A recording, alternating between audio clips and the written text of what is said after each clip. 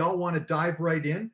What I really like about the message that you guys bring is that, you recognize clearly the importance of the dentist in terms of what the dentist has to bring to a dental practice, but you're team oriented, you're team focused.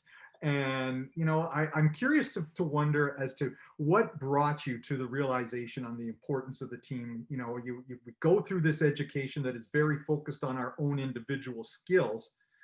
How did we get from there to recognizing the importance of the team?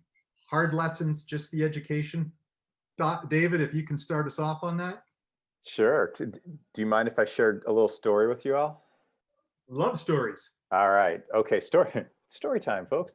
I One of my really early mentors, not a dental person at all, he ran a women's headwear company. So he made faux fur hats, scarves, things like that, long before it was in vogue to do. That was just his business. And he was the dad of one of my friends in undergrad. So it was right about this time, actually. It was right about like Thanksgiving US time. And I spent a day at his business just trying to shadow and learn. And, I'd heard so many great things about him, and we'd had some conversations at their house with his son and my friend. So the shortest way to tell the story is I go there, it's the Wednesday prior to Thanksgiving. So he has all these sewers, and they're wonderful people, and they clearly adore him. And he has this big, huge Thanksgiving lunch, and everybody gets a bottle of wine, everybody gets a turkey to take home. And I thought, oh, that's really cool. And then, later on in life, you learn, well, lots of people do some interesting things like that. But it's what happened after lunch that really struck me. So I'm in sort of the outer vestibule of his office, maybe an hour after lunch, and out walks one of those sewers crying. And my heart sank because I thought, wow, he just threw this wonderful, amazing lunch for people. And I think he just fired somebody. Maybe this guy's not who I think he is. And his secretary, Adele, the sweetest woman you've ever met in your whole life. So you can picture this very soft-spoken woman comes over and like rests her hand on my shoulder and says, David, do you have any idea what Denny just did in there? I'm like, Adele, I think he just fired somebody the day before Thanksgiving. She's like, not at all. He just wrote a check for her daughter because she couldn't afford to pay her daughter's college tuition. And I you just start getting that feeling. And then she said, and he'll never breathe a word of it. He does things like that for members of his team all the time. And it's different for everybody because they all have different needs. And for me, it was that single day before I ever attended dental school that I decided, I'm like, that's the guy I want to grow up to be in life. That's how important I want my team to be and how close I want us to be. And I could tell you a million stories about other amazing things that man did throughout his career, but that moment really, really stuck with me. It really resonated with me. So I think I was very fortunate just to meet the right person at the right time in my career and really embrace the concept of team. Wow. I got chills just listening to that. That is an incredible story. Wow. Kevin, I hate to put you on the spot. How do you follow a story like I that? can't top that. There's no way. No, I mean, honestly, for me, and as you said, Sean, I came into this from sports public relations. So dentistry was not something that I went to school to study like Dave or anything else. It was something that I fell into. And by the grace of God, I did, because I've met friends that are like family, like Dave, met my wife through dentistry. I'm blessed. There's no question. But one of the first things that I did whenever I got to dental economics as their managing editor, not knowing dentistry except from the patient perspective, our publisher was Lyle Hoyt, and I will never forget Lyle. He brought me on board. And he said, "I'm going to take a chance on you because I think you will like this." And Lyle sent me around the country to different dental practices to watch how they interacted with each other and learn what dentists did versus hygienists versus assistants. And looking back now, I'm like, how silly is that I didn't know, but I didn't.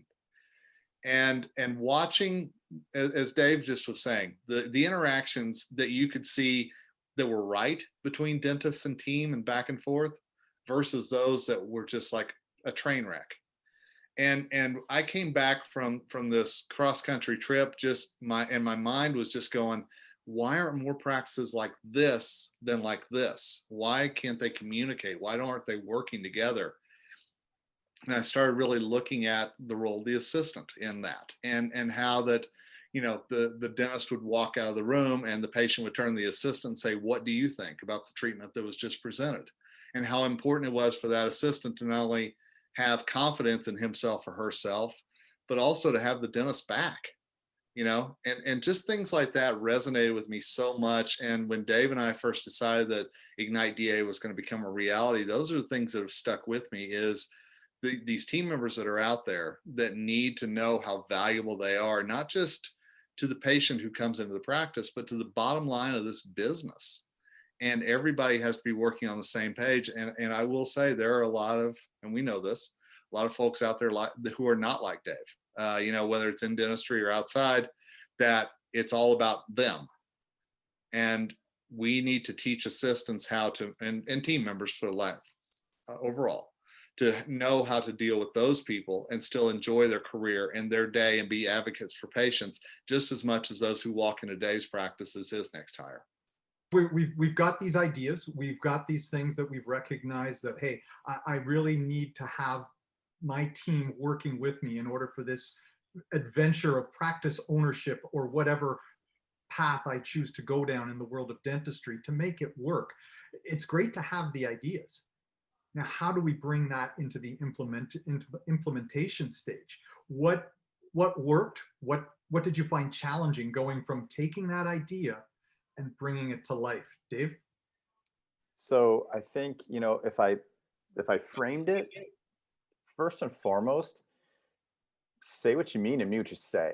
What my behavior, far more than my words, were always the determiner of how cohesive of a team we were and how successful of a team we were. And, and I'll go so far, I know there's a lot of people in dentistry who disagree with me. We are not a patient-centered practice at all.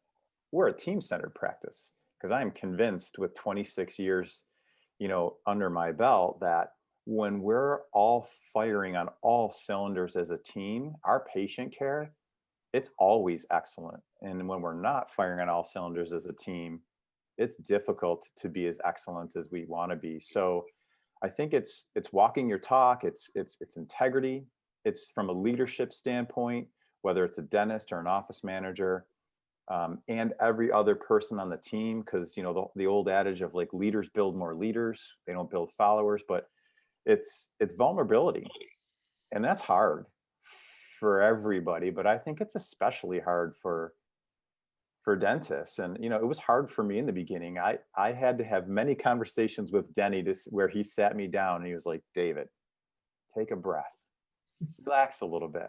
The world's not going to end tomorrow. The problem isn't as insurmountable as you think it is. So things that worked, when I walked my talk, when I was vulnerable, and when I was consistent with whatever we kind of made important. And things that didn't work are when I let a moment get the best of me instead of stopping, taking a breath, and either problem solving with the team, or just sometimes taking a breath and saying, I don't need to solve a problem right now. I just need to kind of sit with it, and I'll figure it out as time goes on. Invoking your own 24-hour rule. Yes. Absolutely. I like that. And it sort of reminds me, I think it's Richard Branson, isn't it, that gives the idea that, it's not the customer that comes first, it's the team. If the team is treated like they come first, then they will take care of the customers. 100%. 100%. Yeah. And how do we communicate this? Kevin, how do we bring this out so that we can get our team together on a page like that? Well, I think the biggest thing, and you just said it, is that everybody has to know that they've got each other's back. I think that that's an important thing, and that's something that I have seen as such a point of success in so many places. And we've heard about the practices where it's assistant versus hygienist or team versus dentist or back versus front or however you want to frame it. And one of the biggest things that I always talk about whenever, we're talking to team members is that you can't say something behind somebody's back that you wouldn't say to their face. And so often when these cliques develop and people don't feel like that they can trust each other in the practice, that's when the business really breaks down. So I think that that is a vital part of moving forward, is making sure the mission statement, everybody's on board with that, making sure that everybody understands what their role is in the practice, and understanding that there may be some times that there are some unwritten things in there, like taking out the garbage, or things that maybe are seen as less than desirable tasks, shall we say. But I think as long as everybody's on the same page and nobody views somebody else as too good for that, then I think that that's how you really start building that chemistry that I think every team member wants to be a part of, and I think every dentist does as well.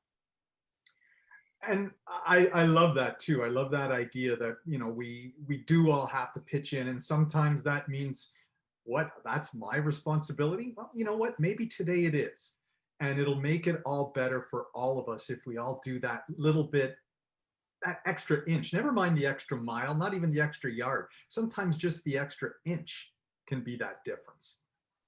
I love And that. yeah, and seeing people take that extra inch. I think four of the most damning words that there are in our English language is, "That's not my job." And I think that whenever we have that in business, we have that in the practice, we have that in society, I think things start to break down pretty quickly. Yeah, I agree Yeah. 100%. Can I add to that for a second? Absolutely. So that was awesome, Kevin. And I guess I'll caveat everything that I share tonight. Boy, none of it's my own. We've all learned these lessons from somebody and put our own twist in them. Yep. I wish I was the genius who thought of all these things, but I certainly am not. But I remember Walter Haley years ago, for those of you who know that name. But Walter was an amazing leader and for accountability. And I love that thought, Kevin, is, my partner Mark and I originally, we did everybody's job, and on top of it, one of the things he shared really hit home with me, and that's catch somebody doing something right. We're so accustomed to finding the little things that go wrong. We remember the little things that don't go our way, instead of finding the opportunity, the teachable moment where somebody did something right, big or tiny as it is, a little conversation, somebody helping somebody else. And when we continually caught each other doing something well in the practice, it became this 8-hour day of gratitude, where people were constantly thanking each other genuinely, not fictitiously, but everybody looked out for everybody else. And before you knew it, we had this culture where everybody did everybody's job, and nobody left the practice at 5 o'clock until everybody was ready to leave the practice. I remember the first day that happened as a young dentist, and I thought, oh man, we're onto something here. This is so good. And it starts just with catching people doing something well. And I listen to that and I kind of think, that's how we're taught to parent, right? Like we're taught to go with our kids and reinforce them and tell them, yeah, you've done a great job with that, so that they recognize and they recognize their accomplishments. And we're taught how important that is raising our kids. And we forget that, just because we're adults, that desire for that kind of positive reinforcement doesn't disappear. Right. I may not need quite the same pat on the head that I would give my little kid or anything like that, but that, like you say, that little, wow, thanks, I really appreciate you for doing that. Yeah. It's important. It is. And I will tell you, a lot of practices, there was a couple of years ago, I did a survey of 1,000 dental assistants. And I asked them, what's the nicest thing a dentist ever said to you? An overwhelming number one answer was, thank you. And that just, it floored me, because you kept getting these responses back. And every time I say that, whenever we're out on the road, there's always people who shake their head, and there's always people who come up and say, man, I wish that it happened like that in my practice. So I see that, and I know how important it is for us to know we're on the right track and to be acknowledged for it, and how valuable that is.